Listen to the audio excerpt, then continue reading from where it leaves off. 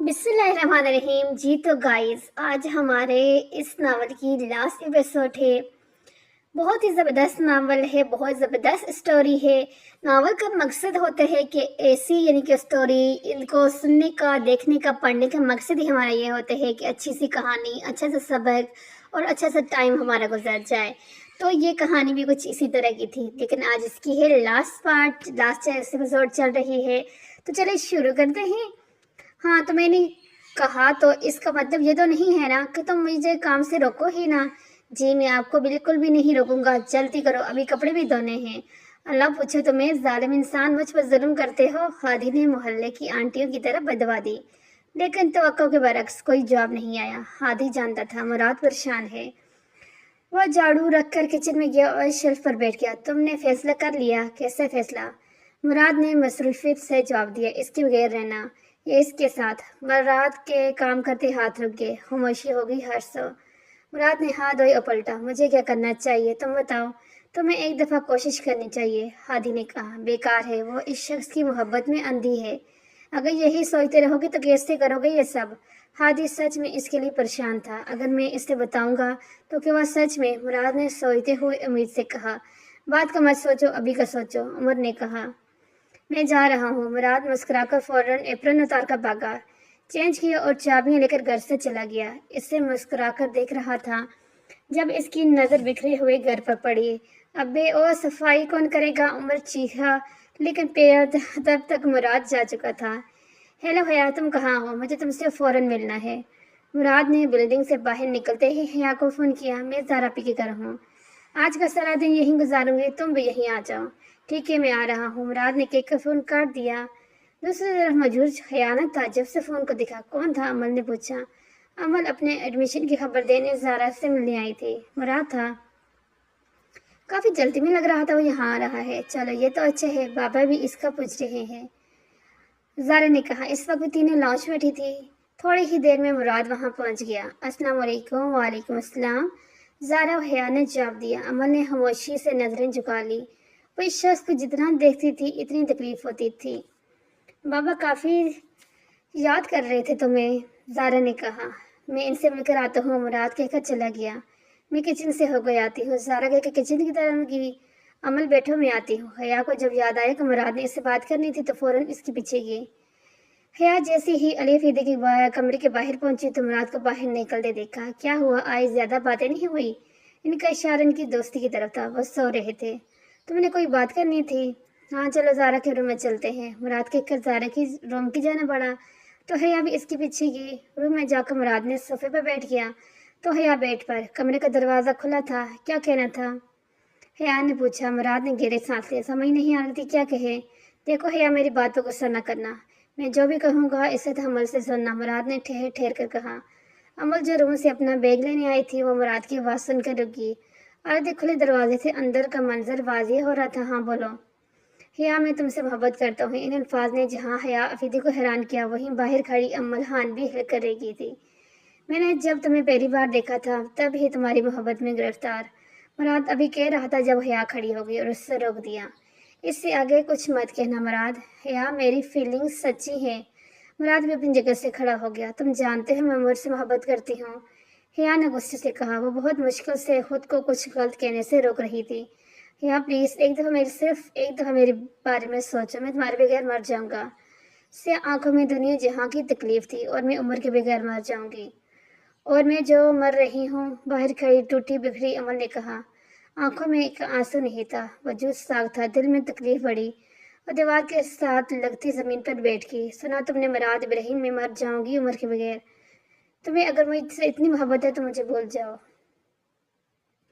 विच बहुत जोर से टूटा था मुराद इब्राहिम के दिल में, जैसे किसी ने दिल को चीर दिया था। खुदा के लिए याद, तकलीफ के बायस बस वो इतना ही कह सका।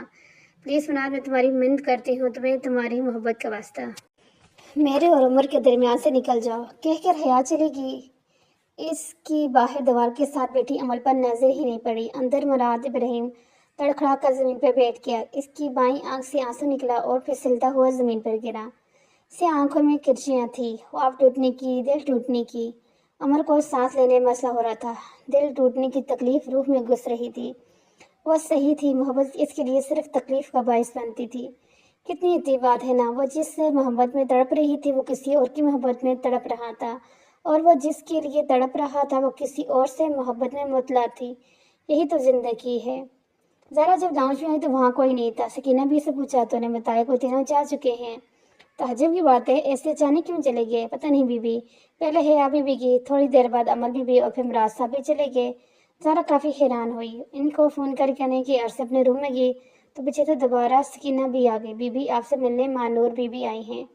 یہ الفاظ ہی کافی تھے زارا کو ان چمکانے کے لیے۔ وہ لاؤنج میں گئی تو مانور سامنے صوفے پہ ٹانگ چڑھا کر بیٹھی تھی۔ زارا بھی دوسرے صوفے پر بیٹھ گئی، دونوں کے درمیان خاموشی حائل تھی۔ پھر مانور افیدی بولی، کیسی ہو زارا؟ جو کہنے آئی ہو کہو اور جاؤ یہاں سے۔ زارا نے اس کی بات کو نظر انداز کرتے ہوئے کہا، جس پر مانور افیدی کے چہرے پر مسکراہٹ آئی۔ کچھ تو غلط تھا، زارا کا دل کہہ رہا تھا کہ کچھ برا ہونے والا ہے۔ کچھ خاص نہیں، بس تمہیں یاد کروانے آئی تھی، کیسے 4 سال پہلے امر نے تمہیں چھوڑا تھا۔ اس کا مقصد؟ زارا نے سنجیدگی سے پوچھا۔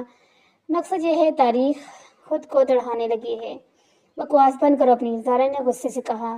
لیکن مانور پر کوئی اثر نہیں ہوا، وہ ویسے ہی اپنے چہرے پر مسکراہٹ سجا کر کہہ رہی تھی، دیکھنا زارا، بہت جلد ولی تمہیں خود چھوڑے گا۔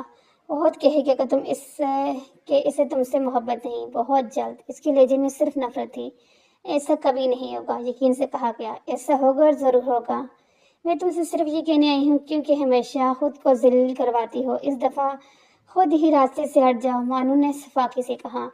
تمہیں کیا لگتا ہے میں تمہاری باتوں میں آ جاؤں گی؟ میں سچ کہہ رہی ہوں اور وقت ثابت کرے گا، مانو نے اعتماد سے کہا۔ غرور اور انا سے اس کی گردن بلند تھی۔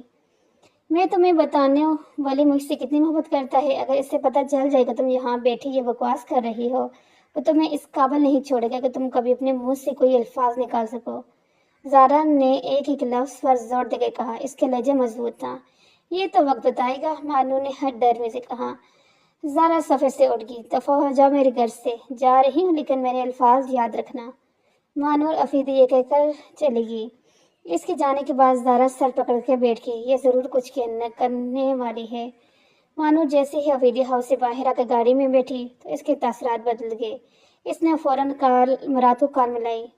مراد اس وقت اندھیرے اپارٹمنٹ میں اکیلا بیٹھا تھا۔ ہادی اس وقت گھر پہ نہیں تھا، وہ اپنے کمرے کے فرش پہ بیٹھا تھا۔ کمرے کی ہر چیز بکھری ہوئی تھی، بے سودہ سا بیٹھا خلا میں دیکھ رہا تھا، سیاہ آنکھوں میں سرخی تھی۔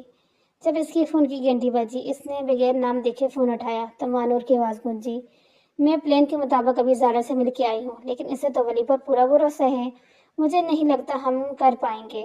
مانور نے پریشانی سے کہا، کچھ بولو بھی مراد۔ دوسری طرف سے خاموشی پا کر بولی، میں نے جیسا کہا ہے ویسا کرو، اگر میرے پر یقین نہیں تو اپنا کام خود کر لو، مراد نے سر نری سے کہا۔ اچھا ٹھیک ہے، تمہیں پتہ ہے نا اگلا کام تمہارا ہے، مراد ابراہیم کو وہ اپنا ہر کام معلوم ہوتا ہے، تم کل کی تیاری کرو، مراد نے کہہ کر فون کاٹا۔ دوسری طرف مانور کے چہرے پر شیطانی مسکراہٹ آئی۔ ہادی جب گھر آیا تو کمرے کی حالت دیکھ کر حیران رہ گیا۔ کوئی بھی ہوتا تو ایسے حیران تھا، کیونکہ مراد ابراہیم جیسا صفائی پسند انسان اور اتنی گندگی، جب اس کی نظر مراد کے پاک بے حس و حرکت وجود پڑی تو وہ ہل کر رہ گیا۔ اس کی آنکھیں لال تھی اور وہ دور حلا میں دیکھ رہا تھا۔ ہادی اس کے پاس جا کر درازو ہو کر بیٹھا۔ مراد کیا ہوا ہے، ایسے کیوں بیٹھے ہو؟ مراد نے اس کی طرف چہرہ پھیرا تو ہادی اس کی آنکھوں میں دیکھ نہ سکا، ایسا لگتا تھا جیسے صاحب مر گیا ہوں۔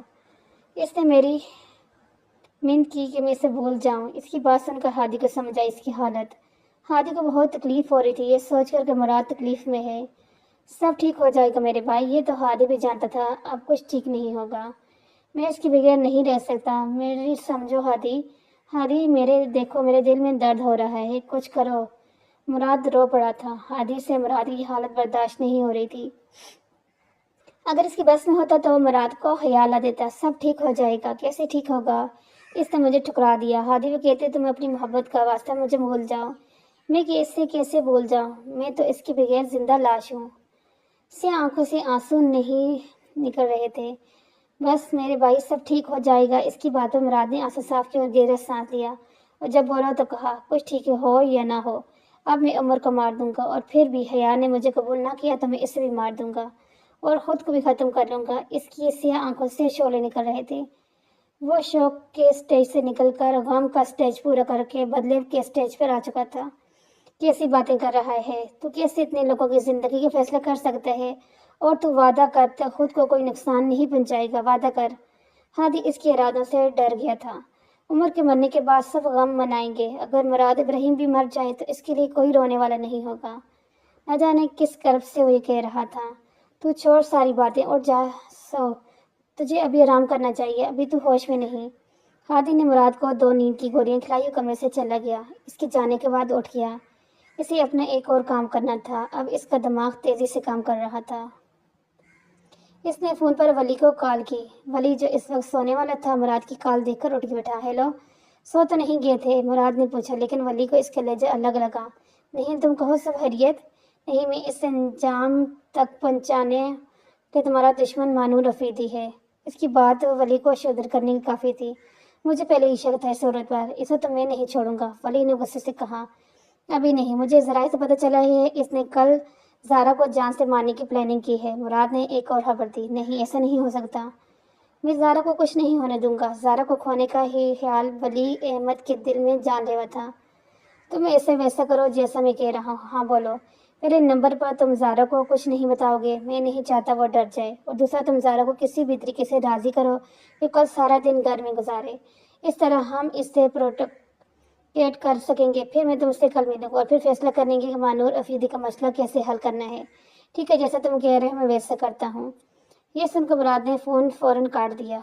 वलीद को तो अजीब लगा, लेकिन इसने इग्नोर कर दिया। सब कुछ इसके प्लान के मुताबिक हो रहा था, लेकिन फिर भी इसे कुछ महसूस नहीं हो रहा था, जैसे इसके अंदर सब मर गया हो।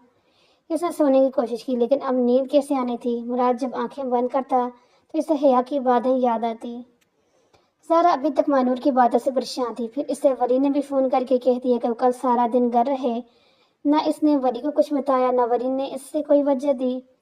इसे बिल्कुल नींद नहीं आ रही थी, तो वो तंग आकर टेरेस पे चली गई। आसमान बिल्कुल तारीक था। कुछ तो बहुत अजीब था। अमल बेसुधा बेड पर लेटी। जब से घर आई थी ऐसे ही बेड पर लेटी थी। कमरा लॉक था। इसकी आंख से अभी तक एक आंसू नहीं निकला था, लेकिन दिल खून के आंसू रो रहा था।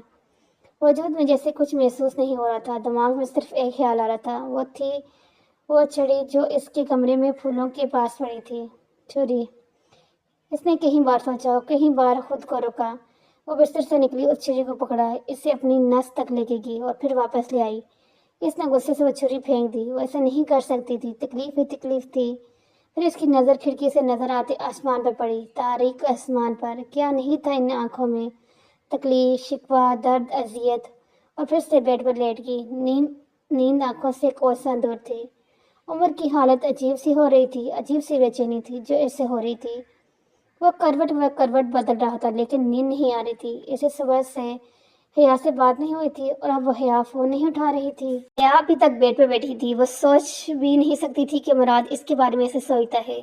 पहले वो गुस्से में थी, लेकिन अब इससे गिल्ट हो रहा था। या अल्लाह, मैं तो नहीं चाहती थी कि किसी को मुझसे एक तरफा मोहब्बत हो जाए। वो कोई मासूम सारी जिंदगी मेरा रोग मनाए। या अल्लाह, मैं तो चाह कर भी मुराद के लिए कुछ नहीं कर सकती। तू ही मुराद की मदद कर। मानूर इस वक्त कमरे में मौजूद थी, अपने झूले पर बैठी थी। पूरे कमरे धुआंधार था। वो सिगरेट के कश लगा रही थी। ये सोचकर कल इसका एक बार पूरा हो जाएगा। इससे खुशी के मारे करार नहीं आता था। एक शैतानियत थी इसके हर अमल में, जैसे कोई बेवकूफ़ शैतान हो। हकीकत तो ये थी कि शैतान बेवकूफ़ है। शैतान हमेशा खुद को सही समझता है, खुद को सबका हाकिम समझता है और फिर आखिर में बर्बाद हो जाता है। अब चाहे वो अर्श का शैतान हो या फर्श का। शैतान तो शैतान होते हैं ना, बेवकूफ़ होते हैं। वली ने ज़ारा को तो समझा दिया, लेकिन ये डर के ज़ारा को कहीं खो ना दे इसे बेचैन कर रहा था। वह एक ज़ारा को खो चुका था, अब वो दूसरी को खोने का दर्द बर्दाश्त नहीं कर सकता था। 7 अफराद, 7 मुख्तलिफ जजीरे, डर, गिल्ट, बेचैनी, अजियत, बदला, खौफ, शैतानियत। सबकी रात तारीख थी, सबके अपने गम थे, सबके अपने प्लान थे। पर कौन जानता था अगली सुबह इन सब के साथ क्या होना है? किसने क्या खोना? किसकी ज़िंदगी ने बर्बाद होना, किसी की ज़िंदगी ने आबाद होना। ये तो ज़िंदगी का खेल है, इसी का नाम तो ज़िंदगी है। एक ऐसी सुबह जो सबकी ज़िंदगी बदलने वाली थी, 19 मार्च, जिसने इंसानों की साजिशों को बदल कर 7 लोगों की ज़िंदगी का काया पलटनी थी। किसी को बर्बाद होना था और किसी को आबाद। किसी ने फना होना था, किसी ने जिंदा लाश बनना था। खेल शुरू हो चुका था, अब ज़िंदगी ने फैसला करना था। رات سب کی جاگ کر گزری تھی۔ مانور گھر سے نکل گئی تھی ایک شیطانی کام کا آغاز کرنے، انجام سے انجان۔ زارا اسی بے چینی سے گھر میں بند تھی۔ حیا ریسٹورینٹ میں عمر کا انتظار کر رہی تھی۔ عمر گاڑی ڈرائیو کر رہا تھا، اسے بس جلدی حیا کے پاس پہنچنا تھا۔ عجیب بے چینی تھی جب راستے میں دو گاڑیوں نے اسے آمنے سامنے سے گھیر لیا۔ وہ گاڑی سے باہر نکلا، اس سے پہلے وہ کچھ کہتا پیچھے سے کسی نے اس کے سر پر وار کیا۔ وار اتنا زوردار تھا کہ عمر کے سارے مناظر دھندلا گئے اور پھر مکمل اندھیرا ہو گیا۔ حیا پچھلے 1 گھنٹے سے عمر کا انتظار کر رہی تھی۔ اب اس کا فون بھی بند آ رہا تھا۔ پتہ نہیں کیوں اس کی بے چینی بڑھ رہی تھی، ایک عجیب سے وہم آ رہا تھا۔ ولی گاڑی ڈرائیو کر رہا تھا۔ صبح مراد نے اسے ایک لوکیشن سینڈ کی تھی۔ اب مراد فون نہیں اٹھا رہا تھا تو ولی اسی جگہ اس سے ملنے جا رہا تھا۔ جب اس کی فون کی گھنٹی بجی، اسے لگا مراد کا میسج ہے، لیکن وہ کوئی اجنبی نمبر تھا جس سے اسے کچھ تصویریں بھیجی کی تھی۔ ولی نے جب وہ تصویریں دیکھی تو اسے حیرت کا جھٹکا لگا۔ اس کی گاڑی کا ایکسیڈنٹ ہوتے ہوتے بچا۔ ولی نے گاڑی روک دی۔ تصویر میں عمر ایک کرسی سے بندھا تھا، بے ہوشی کی حالت میں۔ اس کے چہرے پر زخموں کے نشان تھے، گن پوائنٹ پہ تھا۔ گن پکڑے شخص کا صرف ایک ہاتھ تصویر میں تھا۔ تبھی ولی کا فون بجا۔ اسی نمبر سے کال آئی۔ اٹس لانگ ٹائم ولی احمد۔ وہ اس آواز کو پہچانتا تھا۔ ولی کی رگیں تیز ہوگی۔ اگر میرے بھائی کو ہاتھ بھی لگایا تو میں جان سے مار دوں گا۔ مانور افیدی۔ ہاں ہاں۔ آگے سے مانور کا کہہ بلند ہوا، جس وہ یہ سب کچھ بہت انجوائے کر رہی تھی۔ تمہیں ایڈریس سینڈ کیا ہے، وہاں آ جاؤ۔ اور ہاں، اگر پولیس کو بلانے کی کوشش کی نا تو بھول جانا اپنا بھائی کو۔ مانور نے چبا چبا کر کہا، میں تمہیں نہیں چھوڑوں گا۔ مانور فون کاٹ چکی تھی۔ ولی نے غصے اور بے بسی کے عالم میں اسٹیئرنگ پر ہاتھ مارا۔ ولی ابھی راستے میں تھا جب اسے حیا کا فون آیا۔ اس نے فون اسپیکر پر ڈال دیا۔ ولی بھائی، آپ کو عمر کا پتہ ہے، اس نے مجھے ریسٹورینٹ بلایا تھا۔ میں 1 گھنٹے سے اس کا ویٹ کر رہی ہوں، اس کا فون بھی بند ہے۔ حیا، عمر اغوا ہو گیا ہے۔ اور حیا افیدی کا تو جیسے پیروں سے زمین نکل گئی۔ اور تمہیں پتہ ہے اس سب کے پیچھے تمہاری بہن ہے، اس نے مجھے بلایا ہے، میں وہاں جا رہا ہوں۔ ولی نے بتایا۔ مجھے یقین نہیں آ رہا، آپ ایسے کیسے کر سکتی ہے؟ تم زارا کو ابھی کچھ نہیں بتاؤ گی؟ مراد نے بتایا کہ آج زارا کی جان کو خطرہ ہے۔ او میرے خدایا، اب کیا ہوگا؟ حیا نے پریشانی سے سر پکڑ لیا۔ پتہ نہیں، مراد کا فون بند ہے، وہاں پہنچ کر یقیناً وہ میرا بھی فون لے لیں گے۔ ولی کو اندازہ تھا، میں پولیس کو لے کر آتی ہوں وہاں پر۔ رک جاؤ، ابھی تم مراد سے رابطہ کرنے کی کوشش کرو۔ ولی نے کہا۔ فون بند ہو گیا۔ اس علاقے میں سگنل نہیں تھے۔ مانور نے جو ایڈریس بھیجا تھا وہ کافی سنسان تھا، جہاں الگ الگ گودام تھے۔ ولی نے گاڑی روکی تو سامنے 2 ہٹے کٹے مرد اس کے منتظر تھے۔ وہ اس کی طرف بڑھے۔ مانور بیوی سے ملنا ہے؟ ایک نے پوچھا۔ ولی نے سر ہلایا۔ اس نے ولی کے آگے ہاتھ کیا۔ فون دو اپنا۔ ولی نے خاموشی سے اپنا فون اس کے ہاتھ میں دے دیا۔ ان دونوں نے اسے چلنے کا اشارہ کیا۔ چلتے چلتے وہ اسے ایک کھنڈرات گودام کے اندر لے گئے۔ وہاں سے تھوڑا آگے جا کر اندر سے سیڑھیوں سے نیچے کی طرف جاتی تھی۔ سیڑھیاں اتر کر جیسے ولی نے دیکھا تو وہاں ایک طویل بیسمنٹ تھا۔ ارد گرد گارڈ کھڑے تھے، جبکہ ایک مرد الگ تھے۔ اس نے چہرے پر جو کر ماسک پہنا تھا۔ ولی کو تھوڑا عجیب لگا، کیونکہ اس کا حلیہ وہاں موجود تمام افراد سے الگ تھا۔ رات نے جیسے ہی ولی کو دیکھا تو پتہ نہیں کیوں اس کے دل میں گلٹ ہوا، کہیں وہ کچھ غلط نہ کر رہا ہو۔ سامنے ہی مانور کرسی پر ٹانگ رکھ کے بیٹھی تھی۔ دوسری طرف عمر کرسی پر بے ہوش بند بیٹھا تھا۔ ولی مانور کی طرف بڑھا۔ مانور نے اسے سامنے موجود کرسی پر بیٹھنے کا اشارہ کیا۔ کیا چاہتی ہو تم؟ ولی نے سوال کیا۔ موت، لیکن تم اس عمر کو بچا سکتے ہو۔ مانور نے کہا۔ کیسے؟ مجھے خوش کر کے، مانور نے آرام سے کہا۔ ولی کو اس کی بات سمجھ نہیں آئی۔ میں بتاتی ہوں۔ یہ سب شروع ہی تب ہوا جب تم نے مجھ سے سب کے سامنے 2 دفعہ ذلیل کیا۔ اگر تم راضی کر لو تو یہ سب ٹھیک ہو سکتا ہے۔ مجھے کیا کرنا ہوگا؟ ولی نے پوچھا۔ مانور نے اشارہ کیا تو ایک گارڈ آگے آیا اور ولی کے ہاتھ میں کچھ کاغذ دیے۔ یہ کیا ہے؟ تمہیں بس اس پر جو لکھا ہے اسے فل کر کے ریڈ کرنا ہے، مانور نے کہا۔ ولی کو شدید غصہ آیا کیونکہ اس پر مانور کی تعریفیں لکھی تھی۔ ولی سمجھ گیا کہ یہ ایک اناپرست سائیکو عورت ہے۔ مانور، مجھے معاف کر دو، میرے سے غلطی ہو گئی ہے۔ تم بہت اچھی ہو، میں تمہارا شکر گزار ہوں کہ تم نے مجھ سے بات کی، میرے نکاح پر آئی۔ ولی ہی جاتا تھا کہ وہ یہ الفاظ کس دل سے ادا کر رہے ہیں۔ عمر کو ہوش آ رہا تھا، وہ نیم بے ہوشی کی حالت میں ولی کو دیکھ رہا تھا۔ یہ کیسے بول رہے ہو؟ تیجے میں ارتجاع لاؤ۔ مانور نے اسے ٹوکا تو ولی کی رگیں تن گئی۔ اس کو بس نہیں چل رہا تھا وہ اس عورت کا گلا دبا دے۔ میں مانور کی بہت عزت کرتا ہوں۔ جیسے ولی نے صفحہ پلٹا تو اگلے الفاظ دیکھ رہا تھا، انہیں ادا نہیں کر سکا۔ رک کیوں گئی؟ اور میں زارا سے نفرت کرتا ہوں، بس ایک دم مانور چیخی، بہت شوق ہو رہا ہے نا اپنے بھائی کی لاش دیکھنے کا؟ احسان کر رہے ہو مجھ پر، ایسے بول کر مانور شدید غصے میں آ گئی، جس پر چوکر فیکس مارکس لگائے مراد نے عمر پر گن تان دی۔ یہ ولی کے لیے واضح بلیک میلنگ تھی کہ اگر وہ بات نہیں مانے گا تو عمر مر جائے گا۔ اچھا میں ٹھیک سے پڑھتا ہوں، ولی گھبرا گیا۔ زہرا کی خون آلودہ لاش اس کے ذہن میں گھومنے لگی۔ میں زہرا سے نفرت کرتا ہوں، دوبارہ وہ بھی نفرت سے، مانو نے پھر کہا، اور ساتھ ہی آنکھوں کے اشارے سے اپنے گارڈ کو حکم دیا، جسے سمجھ کر ولی کی آواز ریکارڈ کرنے لگا۔ ولی کو اس وقت جتنی نفرت مانور سے ہو رہی تھی وہ ساری اس نے ان الفاظ میں لکھا دی۔ میں زہرا افریدی سے نفرت کرتا ہوں، وہ تو میرے لائق ہی نہیں، میں بہت جلد اسے چھوڑ دوں گا، وہ لڑکی تو صرف ٹائم پاس کے قابل ہے، مجھے اس سے کوئی محبت نہیں۔ ولی ابھی بھی بول رہا تھا جب پیچھے سے مانور کو اس کے گارڈ نے گن کا اشارہ کیا۔ ان کا کام ہو گیا تھا۔ زہرا شدت سی ہاتھ میں فون لیے بیٹھی تھی۔ اسے رانگ نمبر سے وائس میسج آیا جسے وہ تیسری دفعہ سن رہی تھی۔ میں زہرا افریدی سے نفرت کرتا ہوں، وہ تو میرے لائق نہیں، میں تو بہت جلد اسے چھوڑ دوں گا، وہ لڑکی تو صرف ٹائم پاس کے قابل ہے، مجھے اس سے کوئی محبت نہیں۔ جتنی دفعہ سن رہی تھی تکلیف میں اضافہ ہو رہا تھا۔ ایسا ہوگا اور ضرور ہوگا، میں تم سے صرف یہ کہنے آئی ہوں کیونکہ ہمیشہ خود کو ذل کرواتی ہو، اس دفعہ خود ہی راستے سے ہٹ جاؤ۔ مانور کے الفاظ اس کے ذہن میں گونجے۔ ہو گیا جو تم چاہتی تھی، اب ہمیں جانے دو، ولی نے اس کی صفات مکمل کر کے کہا۔ تم کتنے بیوقوف ہو ولی، مانور نے ہنس کے کہا، اب تم اپنی آنکھوں سے عمر کو مرتا دیکھو گے۔ مانور کے اشارے پر گارڈ نے عمر پر گن تانی۔ دو گارڈ آگے بڑھے، انہوں نے ولی کو پکڑ لیا۔ مراد کو گھبراہٹ ہو رہی تھی، وہ عمر کے بغیر مر جاؤں گی، حیا کے الفاظ مراد کے ذہن میں گونجے۔ پلیز مراد، میں تمہاری محنت کرتی ہوں، تمہیں تو میری محبت کا واسطہ، میرے اور عمر کے درمیان سے نکل جاؤ۔ حیا کی آنکھوں میں آنسو تھے۔ مراد کو اپنا سر گھومتا ہوا محسوس ہو رہا تھا۔ مجھے آپ کو یہی عادت تو پسند ہے، حیا عمر سے کہہ رہی تھی۔ اف، گھٹمٹ ہو رہے تھے۔ تو کیسے اتنے لوگوں کی زندگی فیصلہ کرتا ہے؟ ہادی کہہ رہا تھا۔ رک جاؤ، مراد چیخا تو سب اپنی جگہ رک گئے۔ مراد، ولی نے بے آواز کہا۔ عمر کو بھی ہوش آ چکا تھا۔ عمر کو رسی سے آزاد کر دیا گیا تھا، وہ حیرانی سے دیکھ رہا تھا جب مراد ابراہیم نے اپنا مارکس اتارا۔ مراد میرے ساتھ تھا پہلے دن سے، اور تم لوگ بیوقوف، مانور نے تیزیہ لہجے میں ولی سے کہا۔ مراد، تم میرے ساتھ ایسے کیسے کر سکتے ہو؟ ولی نے دکھ سے کہا۔ عمر کی آنکھوں میں تکلیف تھی۔ مراد کو ندامت محسوس ہوئی۔ عمر کو شوٹ کرو، مانور نے حکم دیا۔ نہیں مانور، عمر کو چھوڑ دو، مراد نے کہا۔ تم میرے ساتھ غداری کا سوچنے میں مت مراد ابراہیم، مانور نے اسے تنبیہ دی۔ گارڈ نے گولی چلا دی، گولی نکلی اور عمر نے تکلیف سے آنکھیں بند کر لی۔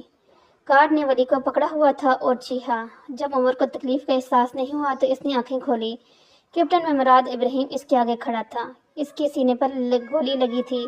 اس نے اپنے سینے کو چھوا اور دیکھا تو اس کا خون نکل رہا تھا۔ گارڈ نے دوبارہ شوٹ کیا، ایک اور گولی مراد کے پیٹ میں گھسی اور تکلیف سے پیچھے کو اچھلا۔ عمر نے اسے پکڑا اور زمین پر گرتا چلا گیا۔ ولی مراد کی طرف بھاگا۔ ارد گرد پولیس کے سائرن کی آواز آنے مانور سمجھ گئی، اس لیے فوراً بھاگی۔ پولیس اندر آ گئی۔ جب حیا اندر آئی، اس نے یہ منظر دیکھا تو اس سے اپنی بصارت پر یقین نہیں آیا۔ مراد، حیا چیختی ہوئی مراد کے پاس بھاگی۔ حیا کو دیکھ کر مراد کے چہرے پر مسکراہٹ آئی۔ تکلیف بڑھتی جا رہی تھی، مراد کو سانس لینے میں مشکل ہو رہی تھی۔ حیا، مراد نے پکارا تو حیا سے قریب ہوئی۔ وہ تینوں اس پر جھکے تھے۔ مراد ابراہیم نے ثابت کر دیا کہ اس کی محبت سچی تھی، مراد نے اٹکتے ہوئے سانس کے ساتھ کہا۔ حیا رو پڑی۔ آج میں نے اپنی محبت کو بچایا۔ حیا، اس سے بولا نہیں جا رہا تھا لیکن اس کے چہرے پر اطمینان تھا۔ اس کا ضمیر جیت گیا تھا۔ تم سب مجھے معاف کر دینا۔ اس نے سب سے معافی مانگی اور پھر اس سے اگلا سانس نہیں آیا۔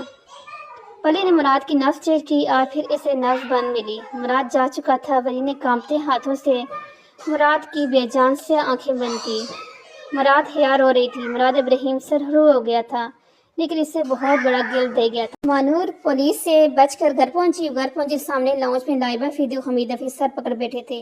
ان کے ہاتھ میں ایک کاغذ تھا۔ آپ لوگ یہ دیکھو، حمید افریدی نے کاغذ اس کے ہاتھ میں دیا۔ عامر نے تمہیں طلاق بھیجی ہے، لائبہ افریدی نے کہا۔ مانور افریدی کے سر پر جیسے پہاڑ گر گیا۔ وہ جو دوسروں کی زندگی کا فیصلہ کرنے نکلی تھی، اپنی زندگی بھول گئی۔ نہیں، عامر مجھے نہیں چھوڑ سکتا، اس نے وعدہ کیا تھا وہ واپس آئے گا، مانور نے بے یقینی کے عالم میں کہا۔ جب اچانک پولیس کے سائرن کی آواز گونجی۔ پولیس آ گئی۔ بابا مجھے بچا لیں، خدا کے لیے مجھے بچائیں۔ مانور پر خوف طاری ہو گیا۔ مانور نے حمید افریدی کی محنت کی۔ انہیں یقین نہیں آ رہا تھا کہ وہی مانور ہے۔ کیا کیا ہے تم نے؟ لائبہ افریدی نے سچ چھوڑ کر کہا۔ قتل ہو گیا مجھ سے، مانور چیخی۔ حمید افریدی، لائبہ افریدی کو یقین نہیں آ رہا تھا۔ بابا آپ مجھے بچا لیں، وہ مجھے لے جائیں گے۔ مانو رفیدی کے پیر پر گری۔ وہ اس وقت انہیں کوئی پاگل لگ رہی تھی۔ اب تمہیں کوئی نہیں بچائے گا، حیا نے کہا اور پولیس کو گھر لے آئی۔ نہیں حیا، تو میری بہن ہو، تم ایسا نہیں کر سکتی۔ مانور تڑپ رہی تھی، لیکن آج اس کی سننے والا کوئی نہیں تھا۔ حمید افیدی کا گھر مانور کی دلہریز چیخوں سے گونج رہا تھا۔ پولیس نے مانور کو اریسٹ کر لیا۔ مانور افیدی اپنے انجام کو پہنچ گئی۔ امل ہاسپٹل میں تھی جب نرس نے اسے آ کر کہا کہ ایمرجنسی میں پیشنٹ آیا ہے۔ امل اس کی طرف آ گئی۔ پیشنٹ کے چہرے پر چادر تھی۔ اس کو 2 گولیاں لگی ہیں، ہی از ڈیڈ، ڈاکٹر کہہ کر چلا گیا۔ نہ جانے امل کے ذہن میں کیا خیال آیا کہ اس نے آگے بڑھ کر ڈیڈ باڈی کے چہرے سے چادر اٹھائی۔ اسے لگا اس کی آنکھیں خراب ہو گئی ہیں۔ اس کا نام مراد ابراہیم ہے۔ پاس کھڑی نرس نے معلومات فراہم کی۔ امل ایک قدم پیچھے ہٹی۔ اسے لگ رہا تھا اسے سانس نہیں آ رہا۔ دل میں درد کی لہر اٹھ رہی ہے، جیسے کسی نے امل خان کا دل گہرے سمندر میں پھینک دیا ہو اور اب غوطے کھا رہا ہو۔ سانس لینے کی کوشش کر رہا ہے لیکن سانس نہ آ رہا ہو۔ جانتے ہیں محبوب کی لاش کو اپنی آنکھوں سے دیکھنے کا غم، ایسا لگتا ہے جیسے جسم سے روح نکل گئی ہو، پھر بھی جسم زندہ ہے۔ امل کو اپنی آنکھیں بند ہوتی محسوس ہو رہی تھی اور پھر وہ بند ہو گئی۔ تمام ڈاکٹر اور نرس اس کی طرف بھاگے۔ زارا کو مراد کی موت کی خبر پہنچ چکی تھی۔ مراد کا جنازہ ہو گیا تھا۔ رات گہری ہو چکی تھی۔ ایک طویل دن اپنے اختتام پر تھا۔ زارا جنازے کے وقت بعد سے غائب تھی، کسی کو اس کا علم نہیں تھا۔ اس وقت ولی عمر اور حیا افیدی ہاؤس میں تھے۔ علی افیدی کی مراد کی موت کی خبر سے طبیعت خراب ہو گئی تھی۔ ابھی انہیں زارا کی غیر موجودگی کا علم نہیں تھا۔ اس وقت ولی اور عمر لاؤنج میں بیٹھے تھے۔ وہ بھی اس تک کے صدمے میں تھے جب حیا ان کی طرف آئی۔ یہ دیکھ مجھے آپ ہی کے روم سے کیا ملے ہے، اپنا فون یہی چھوڑ گئے ہیں۔ حیا آ کر ان کے صوفے پہ بیٹھی۔ اس میں کیا ہے؟ عمر نے پوچھا۔ عمر کے چہرے پر زخموں کے نشانات موجود تھے۔ آپ ہی کے واٹس ایپ پر کسی نے رانگ نمبر سے یہ میسج کیا ہے کہ حیا نے میسج پلے کیا۔ میں زارا افیدی سے نفرت کرتا ہوں، وہ تو میرے لائق ہی نہیں، میں بہت جلد اسے چھوڑ دوں گا۔ وہ لڑکی تو صرف ٹائم پاس کے قابل ہے، مجھے اس سے کوئی محبت نہیں۔ آئی ڈی ختم ہو گیا۔ ولی کے نے تکلیف سے آنکھیں میچ لی۔ او خدا، تمہاری بہن کتنی شیطانی دماغ کی ہے۔ ایک وقت میں 2 شکار، عمر نے چڑھ کر کہا۔ نہیں مانور ایک بیوقوف عورت ہے، یہ پلاننگ مراد کی تھی، صرف وہی اتنا شاطر تھا، ولی نے سنجیدگی سے کہا تھا۔ حیا نے کرب سے دڑھایا۔ تو پھر خاموشی ہوگی۔ یقین نہیں آ رہا، اب مراد ہمارے ساتھ نہیں، عمر نے تاثر سے کہا۔ زارا بھی کہیں آپ کو چھوڑ کر تو نہیں چلے گی؟ حیا نے کہا۔ نہیں، ایسا نہیں ہو سکتا، مجھے یقین ہے، زارا نے مجھ سے وعدہ کیا تھا، وہ مجھے کبھی چھوڑ کر نہیں جائے گی، میں اس کا انتظار کروں گا۔ کہہ کر ولی اٹھ کر لان کی طرف بڑھ چلا گیا۔ حیا اور عمر نے اسے افسوس سے دیکھا۔ امل کو ہوش آ رہا تھا۔ اس نے آنکھیں کھولنے کی کوشش کی تو اپنے اوپر سفید چھت نظر آئی۔ اس نے آخری دفعہ واقعی یاد کرنے کی کوشش کی تو مراد کے بے جان وجود اس کی آنکھوں کے سامنے لہرایا۔ وہ جھٹکے سے اٹھ کے بیٹھی۔ اس کے بال بکھرے ہوئے تھے، رنگ پیلا پڑ رہا تھا، جیسے جسم میں خون موجود ہی نہ ہو۔ مراد، اس نے پکارا تو اس کی امی اس کے پاس آئی۔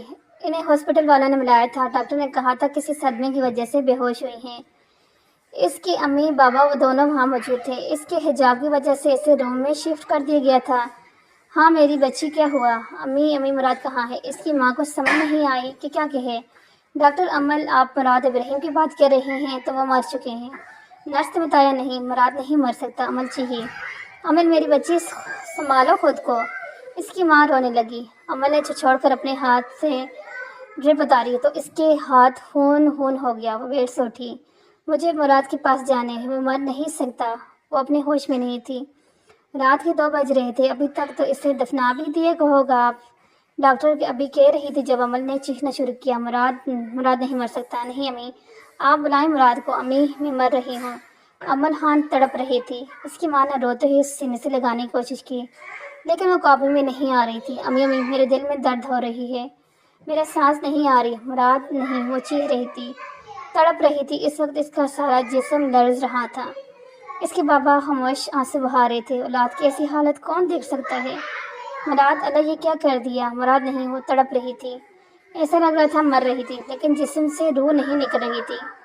مراد سے پہلے کیوں نہیں دفن ہوگی؟ ہاسپٹل کے فرش پر بکھری ہوئی امل خان دائیاں دے رہی تھی۔ مراد ابراہیم کے لیے تڑپ رہی تھی۔ وہ مراد ابراہیم کو لگتا تھا اس کے مرنے پر اس کے لیے کوئی رونے والا نہیں ہوگا، کوئی اسے بتائے کہ ایک لڑکی اس کے لیے تڑپ رہی تھی۔ ڈاکٹر نے امل کو نیند کا انجیکشن لگا دیا۔ وہ آہستہ آہستہ غنودگی میں چلی گئی۔ صبح کے 7 بجے، ابھی تک زارا نہیں آئی۔ وہ تینوں ابھی تک اس کا انتظار کر رہے تھے۔ ولی کو یقین تھا وہ آئے گی۔ انہوں نے اسے ڈھونڈنے کی کوشش بھی کی لیکن کوئی سراغ نہیں ملا۔ मुलाजिम ने बताया कि मुराद का दोस्त नूर हादी मिलने आया है। हादी इन तीनों के सामने बैठा था। इसने इन्हें सब बता दिया, कैसे मानूर ने मुराद को हायर किया, फिर मुराद को हिया से मोहब्बत होगी, फिर उन्होंने प्लानिंग की और हमें मुराद इब्राहिम खुद ख़त्म हो गया। मैं सिर्फ इतना कहूँगा, मेरा भाई बुरा नहीं था, ये इसकी जॉब थी, लोग इसे हायर करते थे। इसने सच्ची मोहब्बत की थी। इसके ज़म ने इसे गवारा नहीं किया कि किसी बेकसूर की जान ले, और वो हया के बगैर नहीं रह सकता था, इसलिए इसने अपनी जान दे दी। मेरी आप लोगों से गुजारिश है, मैं भाई को माफ़ कर दें, इसकी रूह को सुकून मिल जाएगा। एक दोस्त अपने दोस्त के लिए माफ़ी मांग रहा था। हमें लगता है हमारा कोई नहीं है, लेकिन हम भूल जाते हैं हमारे इर्द गिर्द कितने लोग हमसे मोहब्बत करते हैं। जैसे मुराद इब्राहिम, नूर हादी, अमल खान को भूल गए। मैंने मुराद को माफ़ किया, हया ने कहा। हम सब ने मुराद को माफ़ किया, हमें इससे कोई नफरत नहीं। वो जाने से पहले हम पर बहुत बड़ा एहसान कर गया है। वली नमूर को देखते हुए कहा, बहुत शुक्रिया।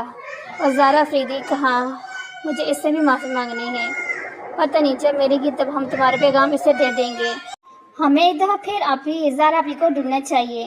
हिया ने कहा, मैं गुम हूँ, जो मुझे ढूंढना है। तभी दरवाजे से अंदर आती ज़ारा ने कहा, आपी आप कहाँ थी? हिया भागती हुई इसके पास गई। वली इसे बस देख रहा था। इसका यकीन सही साबित हुआ, इसकी मोहब्बत जीत गई थी। ज़ारा वली की तरफ आई तो वली ने इसके लिए बाहें फैलाई, लेकिन ज़ारा अफरीदी ने आते ही इसे मुक्के से मारना शुरू किया। ज़ारा क्या कर रही है? लग रही है। वली बचाव की कोशिश कर रहा था। लग रही है, अच्छी बात है। तुम्हें क्या लगा ज़ारा अफरीदी इतनी आसानी से तुम्हारी जान छोड़ देगी? ज़ारा ने गुस्से से कहा, मुझे यकीन था तुम आओगी। वली ने मोहब्बत से कहा, मुझे आना ही था। ज़ारा की आंखों में यकीन था। लेकिन तुम गई कहाँ थी? मैंने पूछा। अब वो लाउंज में बैठे थे। जब वो आइडिया सुनी थी तो मुझे समझ गई कुछ गलत है। मुराद के जनाजे के बाद मैं जेल गई, मानूर के पास। मानूर अफरीदी जेल की सलाहों के साथ लगी चीख रही थी। तुम्हें क्या मरा ये सब करके? ज़ारा ने तासुब से पूछा। मुझे माफ़ कर दो ज़ारा, मुझे निकालो यहाँ से। मानूर अफरीदी ज़ारा अफरीदी की मिन्नत कर रही थी। वक्त बदल गया। 4 साल पहले ज़ारा अफरीदी तड़प रही थी और आज मानूर अफरीदी। ये आईडी तुमने भेजी थी ना? ज़ारा के पूछने पर मानूर ने इसे सब बता दिया। अब मुझे निकाल लो। मानूर ने मिन्नत की, अल्लाह से पनाह मांगो मानूर अफरीदी, कहकर ज़ारा वहाँ से चली गई और मानूर अफरीदी चीखती रहेगी। तो इसने सब बता दिया। अमर ने कहा, इसके बाद क्या कहोगी? हिया ने पूछा।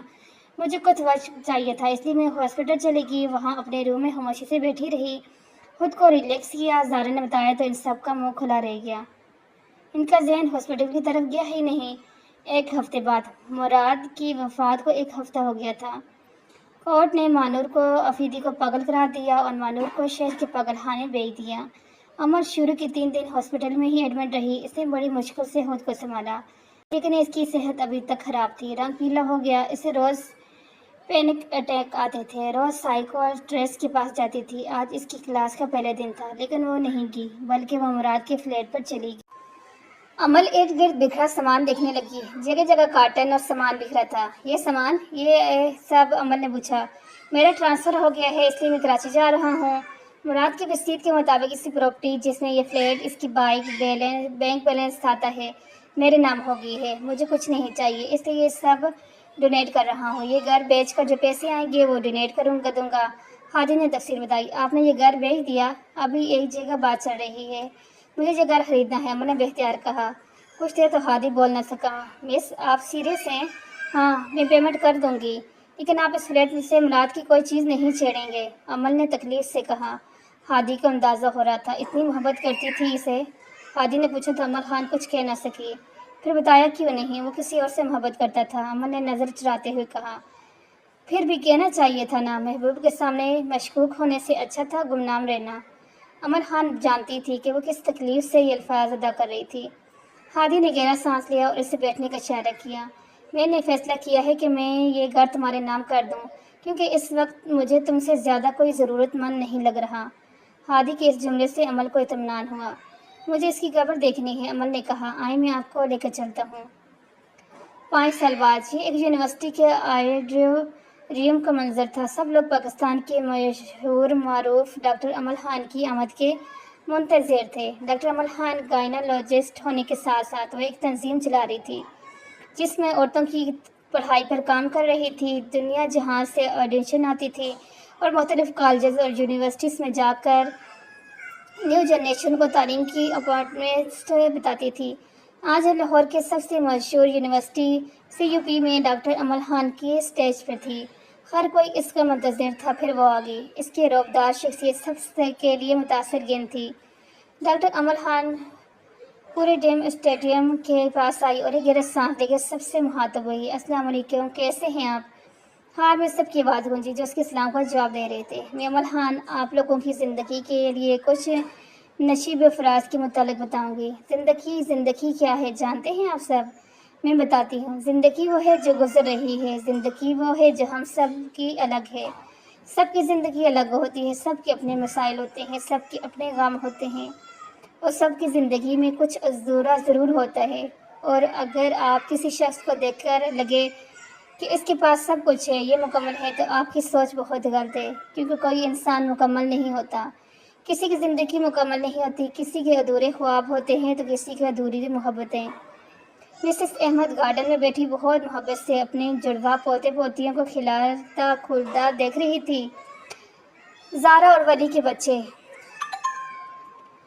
حمزہ اور عنایہ دونوں جڑواں تھے، 3 سال کے نوٹس جو فٹ بال کے ساتھ کھیل رہے تھی۔ حیا اور عمر کی شادی کے بعد امریکہ شفٹ ہو گئے تھے۔ علی افریدی 2 سال پہلے وفات پا گئے تھے۔ احمد ہاؤس میں ان 2 شرارتی بچوں کی وجہ سے رونق لگی رہتی تھی۔ زارا اور ولی بھی باہر مسز احمد کے پاس آ گئے تھے۔ عمر حیا کی ویڈیو کال آئی تھی۔ وہ اپنی بیٹی ہانیہ دیکھ رہے تھے، جس سے اپنا ابھی چلنا شروع کیا تھا۔ مسز احمد سے پیار کر رہی تھی۔ سب کچھ کتنا مکمل لگ رہا تھا، لیکن آج بھی سب کچھ ادھورا تھا۔ حیا کو آج بھی مراد کے جانے کا گیل تھا۔ عمر آج بھی اپنے ماں باپ کو یاد کرتا تھا۔ زارا اپنے بابا کو بلا نہیں پا رہی تھی، اور ولی آج بھی زارا خان کے ایکسیڈنٹ کو خواب میں دیکھ کر ڈر جاتا تھا۔ لیکن فرض یہ تھا، وہ سب اللہ کا شکر ادا کرتے تھے اور جو ہے اس پر مطمئن تھے۔ عمل آج کے کام سے فارغ ہوئی۔ اس کے بھائی کی پوسٹنگ کی وجہ سے اس کے ماں باپ دوسرے شہر چلے گئے تھے۔ عمل آج بھی مراد کے فلیٹ میں رہتی تھی۔ روز اس کی قبر پر جاتی۔ اس نے اپارٹمنٹ کا دروازہ کھولا اور اندر جا کر لائٹ آن کی تو اپارٹمنٹ روشن ہو گیا۔ اپارٹمنٹ کی سیٹنگ آج بھی ویسی تھی۔ آج بھی دیوار پر ویسے ہی مراد کی تصویر لگی تھی۔ عمل کے چہرے پر آسودگی تھی۔ پوری دنیا کے لیے مضبوط عمل خان اندر سے مردہ لاش تھی۔ اگر کوئی جان لے تو؟ عمل خان خاموشی سے کمرے میں موجود مراد کی تصویر دیکھ رہی تھی۔ آنکھوں میں آنسو تھے اور دل میں درد، پہلے دن کی طرح۔ عمل اسٹڈی ٹیبل کی طرف بڑھی، اپنی ڈائری کھولی۔ اللہ تیرا شکر ہے ہر چیز کے لیے۔ میں نے اپنی زندگی وقف کر دی، میں سب کرتی ہوں عبادت، اچھے کام، پھر بھی دل میں درد کم نہیں ہوتا۔ مراد ابراہیم خود کو اس دنیا سے چلا گیا، لیکن اپنے ساتھ میرے وجود کا بہت بڑا حصہ بھی لے گیا۔ صحیح کہتے ہیں، اس دنیا میں اللہ کی محبت کے سوا ہر محبت کو زوال ہے۔ میرا بھی زوال ہو گیا۔ عمل خان ادھوری ہے اپنی یک طرفہ محبت کے ساتھ۔ زخم ٹھیک ہو جاتے ہیں لیکن ہاتھ سے بھلائے نہیں جاتے۔ ڈائری بند ہوگی۔ عمل اس وقت ٹیرس پہ کھڑی چاند دیکھ رہی تھی، جیسے اس چاند میں مراد کو ڈھونڈ رہی تھی۔ ہر کوئی بظاہر مکمل تھا، لیکن حقیقت میں سب اندر سے ادھورے تھے۔ یہی تو زندگی ہے، کچھ ادھوری خواب، کچھ ادھورے قصے، کچھ ادھوری کہانیاں، کچھ ادھوری محبتیں، اسی کا نام تو زندگی ہے۔ کچھ ادھوری خواہشات کا سلسلہ، کچھ ادھورے خوابوں کو ٹوٹنا، یہی تو زندگی ہے۔ کچھ ادھورے لمحے، کچھ ادھوری باتیں، اسی کا نام تو زندگی ہے۔